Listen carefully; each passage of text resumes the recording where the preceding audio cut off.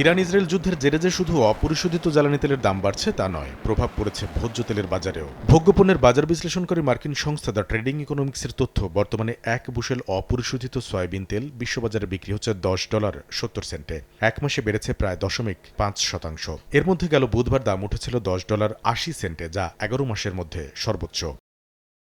চাহিদা বাড়ায় এক মাসের ব্যবধানে পাম অয়েলের দাম বেড়েছে 5.62%। প্রতি মেট্রিক টন বর্তমানে বিক্রি হচ্ছে $984। ক্যানোলার দামও রয়েছে ঊর্ধ্বমুখী, এক মাসে 4% বেশি বেড়ে বর্তমানে প্রতি মেট্রিক টন বিক্রি হচ্ছে $547। তবে সূর্যমুখী তেলের বিকল্প সহজলভ্য হওয়ায় দাম কমতির তালিকায় রয়েছে এই ভোজ্য তেল। এক মাসে 3.8% দাম কমে প্রতি মেট্রিক টন বিক্রি হচ্ছে $1240। এদিকে মধ্যপ্রাচ্য অস্থিরতার মধ্যেও সরবরাহ পরিস্থিতি ভালো থাকায় বিশ্ববাজারে নিম্নমুখী রয়েছে চিনির দাম। এক মাসে 9.5% বেশি কমে বর্তমানে প্রতি পাউন্ড বিক্রি হচ্ছে 16 সেন্টে। দ্য ট্রেডিং ইকোনমিক্সের তথ্য, গেল 4 বছরের মধ্যে সর্বনিম্ন দামে বর্তমানে বিশ্ববাজারে বিক্রি হচ্ছে চিনি।